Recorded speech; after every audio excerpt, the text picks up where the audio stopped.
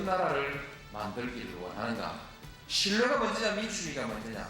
세상이 변화할 때 변화를 수용할 줄 알아야 하고 기득권을 버려야 할 때 기득권을 버려야 합니다. 이런 것이 지금 이 시대 과제라고 저는 그렇게 생각합니다.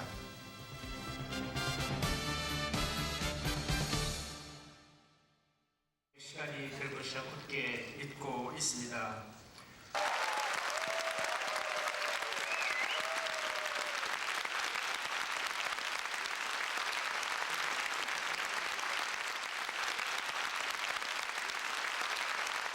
오늘 여러분들 저는 참 반갑고 또 이 자리가 매우 기쁩니다.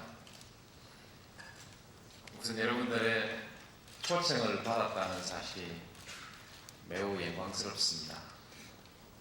그리고 자랑스럽습니다.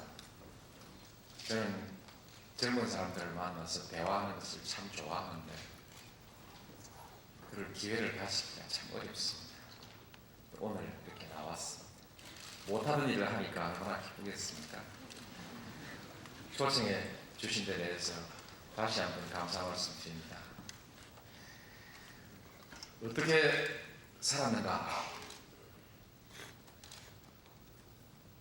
낱낱이 다 공개가 돼서 여러분들이 모르는 것이 없지요. 없지만 자신은 어떻게 생각하고 있는지 한번 말해봐라, 이런 뜻이겠죠.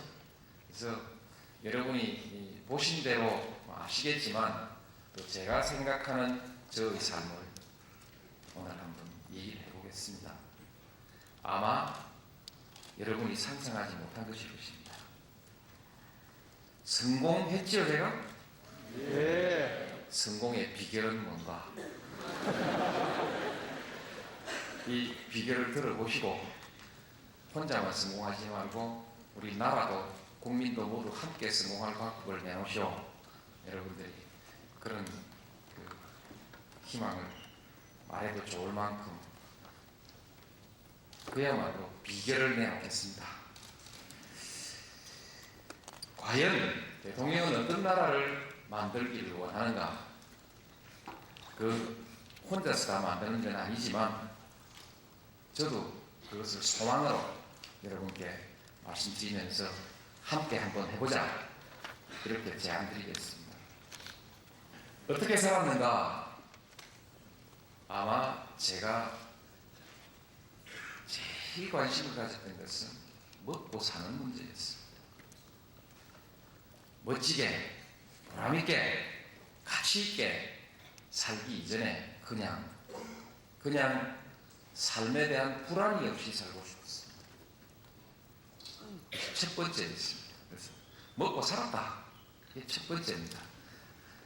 저는 지금까지 그렇게 크게 고생하지 않고 굶주리지 않고 지금까지 살아온 것을 정말 다행스럽게 생각하고 그래서 행복하다, 그렇게 답하고 싶습니다. 시대가 여러분과 좀 달라서 가치 있는 삶을 추구하는 것보다 현실적으로 먹고 사는 것이 중요하던 그런 어린 시절을 보냈기 때문에 그랬는지 모르겠습니다. 그 다음 뭐 했냐?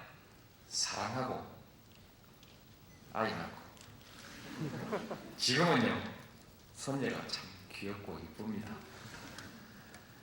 사랑하고 살았다, 이런 것을 제가 소중하게 말씀드리는 이유는 저는 섭리를 거역하지 않았다. 우리가 추구하는 많은 고상한 가치가 있지만 그 어느 가치보다 저는 섭리에 순응하면서 사는 것이 중요한 것이다, 그렇게 생각합니다. 그래서 하나님의 섭리, 자연의 섭리, 그 섭리를 거역하지 않는 가치관을 가지려고 하고 또 그것을 존중하면서 그렇게 살려고 합니다. 이거 깨닫는데 시간이 오래 걸렸습니다.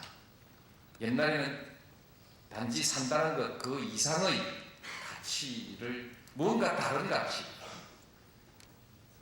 하나님이 정해놓은 삶, 그거 말고 좀 더 내가 개척하는, 좀 하나님의 섭리를 거역하면서 사는 그런 삶을 모색해봤는데 결국 돌다가 승리에 거역하지 않는 것이 좋겠다. 그런 삶을 삽니다. 끊임없이 그럼에도 불구하고 끊임없이 도전했고 매 시기 승부의 연속이었습니다. 아마 여러분들도 그렇게 보면 그럴 것입니다. 끊임없이 여러분은 도전하고 계시고 또 크고 작은 승부를 이어가고 있을 것입니다. 무엇에 도전했는가? 저는 현실 그리고 현실의 문제에 도전했습니다. 어떤 관념과 주의를 먼저 내세우고 그것을 실현하기 위해서 도전했다기보다는 내 앞에 부닥쳐 있는 문제들에 도전했어요. 제게 부닥친 문제는 끊임없이 변화했습니다. 제가 중학교 3학년 다닐 때는 진학을 할 형편이 안 될 것 같아서 진학을 포기하고 공무원 시험 준비를 했습니다. 먹고 사는 문제가 저의 문제였죠. 고등학교 다닐 때도 취직, 어떻게 부모님을 모실까. 형편이 좀 좋아져서 고시 공부를 하게 됐는데 고시 공부를 하면서는 성공이었습니다. 읍내 아이들한테 자라면서 항상 약간의 열등감을 가지면서 살았던 시골 아이에서 아마 성공에 대한 집착이 좀 더 강했을지는 모르겠습니다. 그러나 어쨌든 성공하려고 고시를 했습니다. 보통 대학교에 수석 합격을 하고 나면 고시에 합격해서 강하고 힘없는 사람들을 위해서 일하는 변호사가 되겠다. 그럼 돈이 없어 치료받지 못하는 사람을 치료해주는 의사가 되겠다. 이런 말들을 곧잘 했습니다. 저는 진심이라고 생각합니다만 그러나 제겐 그런 꿈조차도 없었습니다. 그냥 판사가 되고 싶었습니다. 왜? 출세니까. 고시 공부를 하고 있는 동안에 72년 10월 유신이 일어났습니다. 법이 짓밟힌 사건이지요. 아시죠? 10월 유신? 네. 볼 것 없이 여러 가지가 짓밟혔지만 그때 제가 보는 관점에서는 법이 짓밟히는 그런 사건이었습니다. 그런데 저는 그 유신은 법을 열심히 공부했습니다. 그래서 판사가 됐습니다. 도대체 무엇을 위해서 현실의 문제라고 했는데 지금까지 드린 말씀이 전부 나의 문제였어요. 나의 문제였는데 나로부터 조금 벗어난 때가 변호사 시절입니다. 열심히 나를 위해서 돈벌이를 했습니다만 변호사 비리를 한번 해소해보자. 변호사 비리를 한번 해보자. 그렇게 해서 이런저런 노력을 하기도 했습니다. 법원과 검찰의 권위주의, 변호사가 매 가서 할 말도 못하고 고개 숙이고 숨만 비비는 변호사, 이 문화를 바꾸고자 하는 도전을 하기도 했습니다. 그래서 때로는 몇몇 재판부에서 제가 찍힌 변호사가 되기도 했습니다.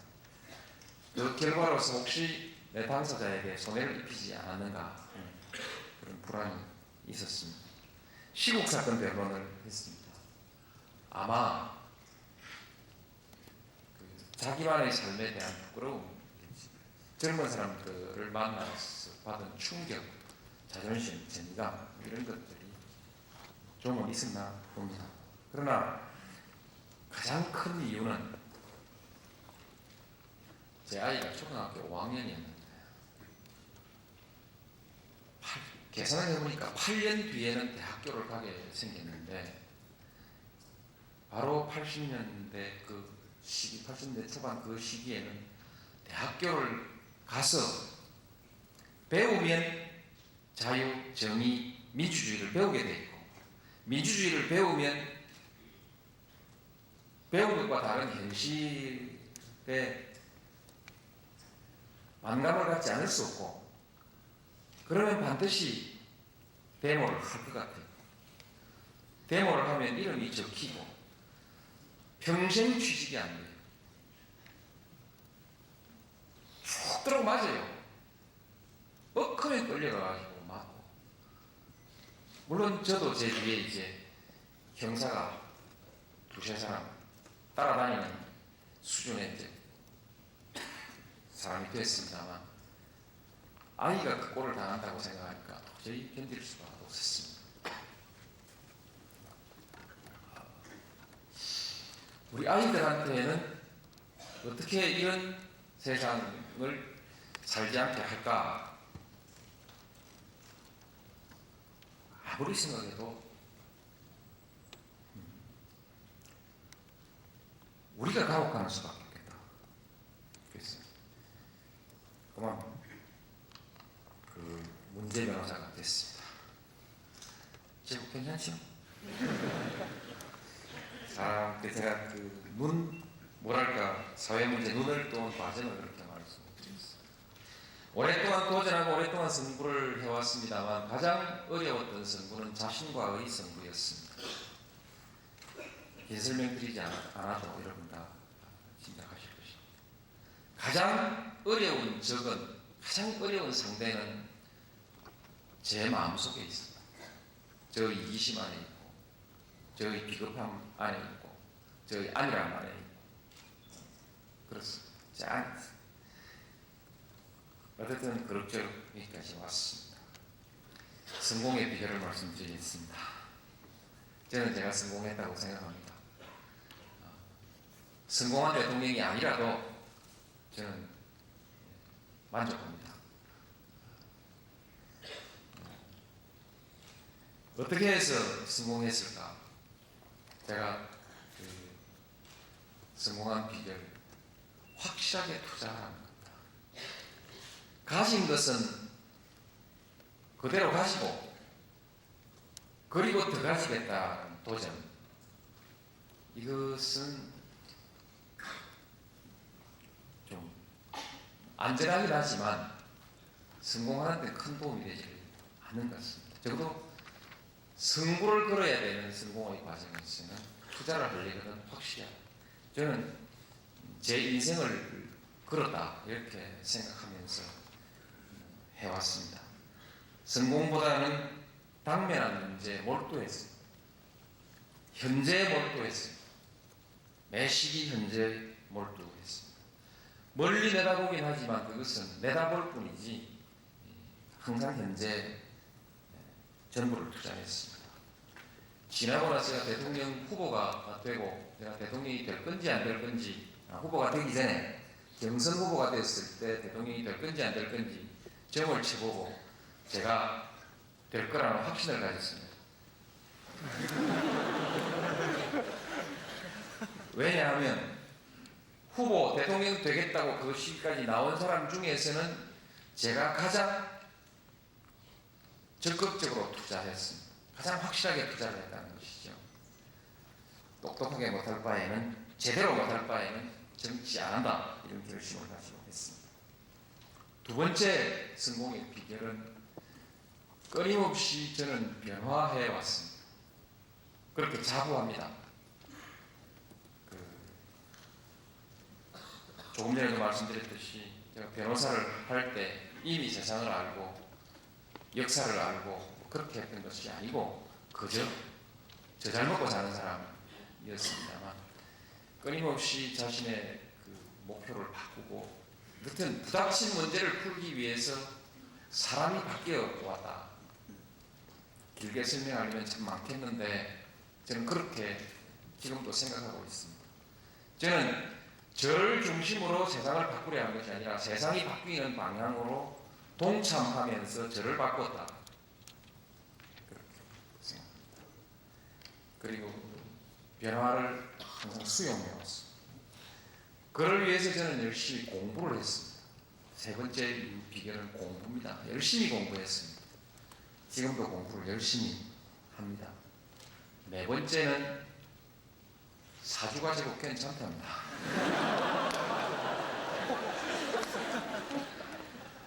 시움입니다. 운칠기삼이라고 하는데요. 어쨌든 그렇게 가다 보니까 시대가 요구하는 것과 상징적으로 비슷하게 아마 보였나 봅니다. 그러니까 너 대통령 한번 하라 그렇게 시켜준 거 아닌가 이렇게 생각합니다. 어떤 나라를 원하는가? 여러분들은 아마 잘 모르시겠지만 저희는 공을 들여서 인수위 시절에 국정 목표라는 것을 만들었습니다. 국민과 함께하는 민주주의, 더불어 사는 균형발전 사회. 그만 균형사회는 되는데 발전을 자꾸 넣자고 해서 넣었습니다. 더불어 사는 균형사회. 그 다음에 평화와 번영의 동북아 시대. 지금 생각해 보니까 어쨌든 전달이 잘 안 되는 것 같아서 그걸 활력 있고 넉넉한 나라 이렇게 만들었으면 좋겠습니다. 왜냐면 먹고 제가 그랬듯이 많은 국민들은 당장 먹고 사는 것이 제일 큰 건데 1번으로 얻어줘야 되지 않겠습니까? 그래서 국정 목표 3개 그 위에다가 그냥 그걸 넣으랍니다. 활력 있고 넉넉한 나라, 넉넉하고 활력 있는 나라. 그래서 4개로 넣으려고 합니다. 이런 나라가 어떤 나라냐? 그런 나라가 되기 위해서 정부는 어떤 정부가 되어야 되냐? 참여 정부가 되어야 된다. 정부가 참여하는 것이 아니고 국민이 참여하는 정부다. 이런 뜻이겠죠. 그것만 하려고 하니까 한나라당하고 너무 닮았어요. 국정 목표가 똑같아. 그래서 차별화하자. 방향은 같다 하지만 우선순위가 다르고 가는 길이 다르다. 전략이 다르다. 그러므로 전략을 말하자. 전략은 1. 원칙과 신뢰. 2. 투명과 공정. 3. 대화와 타협. 4. 분권과 자유. 이러면 이제 한나라당 다르죠? 그렇게 만들었어. 원칙과 신뢰가 꼭 같이 가는 건 아닙니다. 근데 8개나 해놓으면 또 공부 잘하는 사람은 외우지만 요새는 암기식 좋아하지 않지 않습니까? 그러니까 외우기 어려울 것 같아서 4개로 뭉치자. 비슷비슷한 것끼리 원칙이 바로 서서 그 원칙이 우리의 삶을 지배하는 사회가 신뢰할 수 있는 사회가 아닙니다. 그렇게 해서 맞추어서 그렇습니다. 참 좋은 얘기입니다. 그리고 조금은 맞습니다. 예를 들면 분권과 자유라든지 대화와 타협이라든지 투명과 공정이라든지 이런 것은 제가 오랫동안 대통령 꿈꾸기도 훨씬 전부터 얘기해 오던 것이었기 때문에 이건 제가 특허는 안 냈지만 아무나 쓰면 안 됩니다. 하나 더 보탠다면 희망과 낙관이 있는 나라. 낙관적 희망이 지배하는 나라가 됐으면 좋겠습니다. 아주 중요하다고 생각합니다. 이미 들어있지만 신뢰는 한 번 더 말했으면 좋겠습니다. 신뢰가 있는 나라 가야 됩니다. 신뢰가 먼저냐 민주주의가 먼저냐? 신뢰가 먼저입니다. 인간이 경험한 많은 사회 중에는 전제군주 사회도 있고 귀족 사회도 있고 무슨 독재 사회도 있고 파시스트 사회도 있고 다 있습니다. 그 모든 사회에서 다 가장 중요한 것이 신뢰입니다. 믿음이 없는 나라 정말 어렵습니다. 희망만을 얘기해야 되는데 이것이 제 희망인데 그러나 믿음에 관해서는 몇 마디를 부탁하겠습니다. 이 믿음을 바로 세우는 것이 가장 중요한 일이라고 한다면 어떻게 해야 하는가? 말대로 행동해야 합니다. 말 한 대로 행동해야 합니다. 그래야 믿음이 생깁니다. 선의를 가지고 행동해야 합니다. 말하는 내용을 말 비슷하게 하긴 하는데 또 다르게 해석해가지고 그 본 뜻을 어떻게든 왜곡시켜 보려는 노력, 선의가 없이 맺은 계약은 그 방향으로 갑니다. 그렇죠? 그래서 안 됩니다. 진실하게 말하고 진실하게 이행해야 사회 신뢰를 세우는 방법입니다. 이 신뢰 중에 중요한 것 하나는 그 사회의 지도적 인사들의 행동입니다. 지도적인 인사라고 말하는 사람들이 말과 행동을 달리하게 됐을 때 그때 그 사회의 신뢰가 붕괴됩니다. 지도자는 그야말로 말대로 실천해야 됩니다. 그리고 지도자는 진실을 말해야 됩니다. 그러면서 아울러서 지도자는 말할 자격을 갖춰야 됩니다. 이 시대에서 가장 큰 문제로 생각하는 것이 뭐냐? 저는 분열이라고 생각합니다. 한국이 앞으로 제대로 가려면 뭘 해야 하나? 분열을 극복해야 합니다. 생각해 보십시오. 조선이 무너졌어요. 힘이 없어서 무너졌죠. 그러나 그러면서도 가장 처참하게 무너진 것은 분열하고 무너진 것입니다. 지도층의 분열과 더불어서 무너진 것입니다. 그 이전의 것도 마찬가지입니다. 우리 한국에 있어서 분열은 각별합니다. 서로 용납할 수 없는 가치를 가지고 살았던 시대가 너무 오래됐습니다. 아무리 우리가 서로를 존중하고 공존하려고 해도 그 공존의 범위를 벗어나는 그 대립이 있을 때는 공존하기 어려운 것입니다.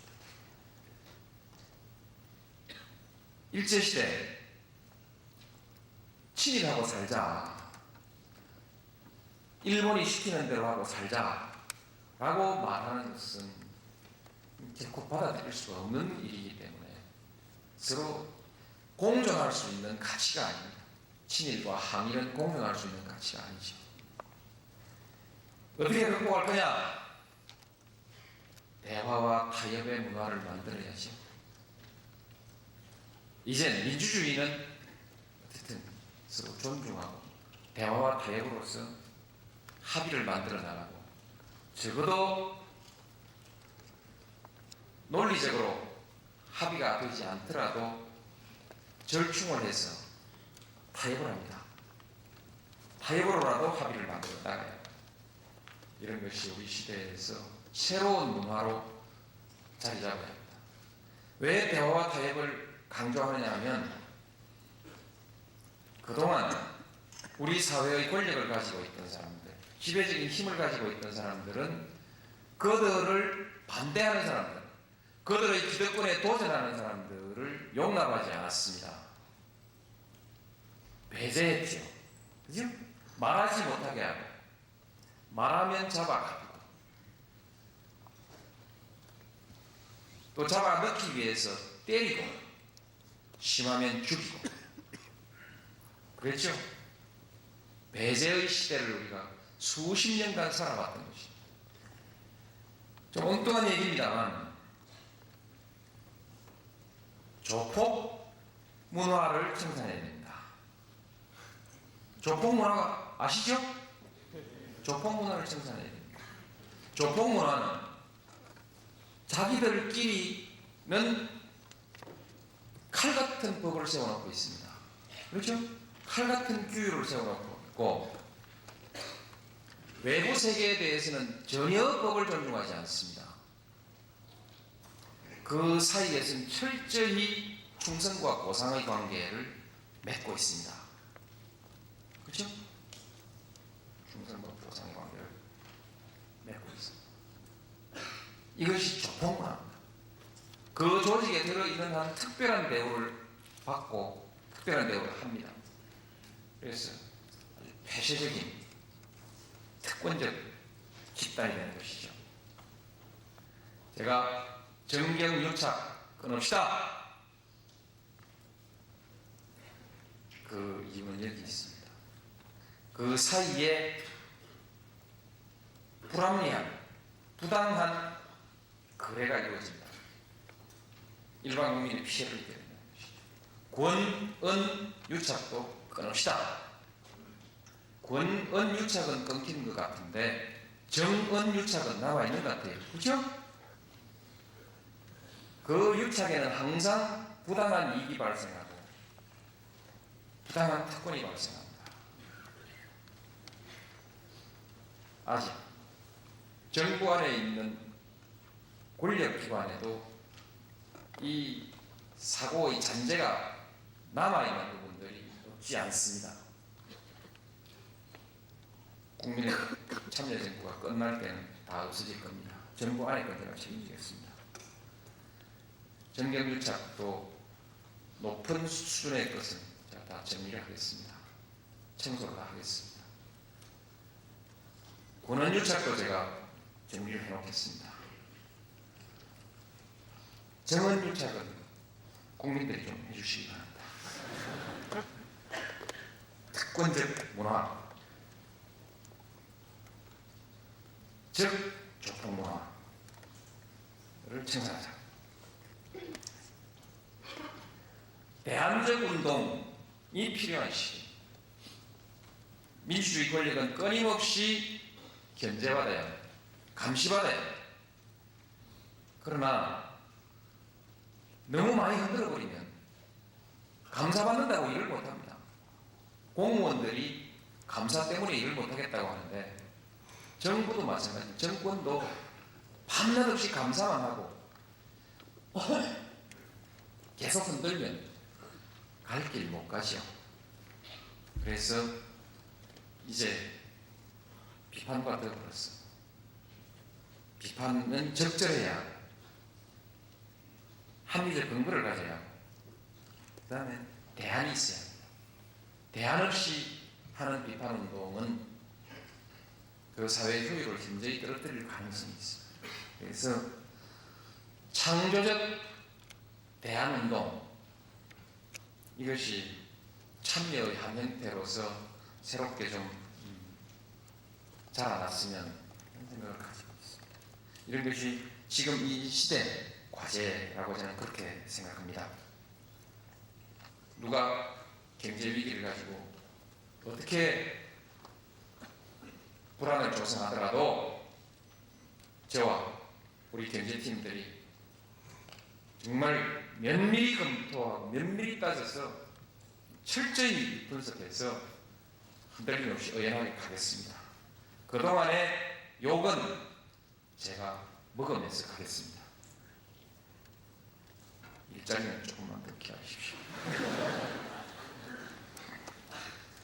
시간이 많이 됐는데 상생에 관해서 한 말씀 드리겠습니다. 좋은 겁니다. 대화와 타협의 문화가 바로 상생입니다. 상생인데 상생은 그야말로 진실하게 이것을 실천할 의지가 있어야 됩니다.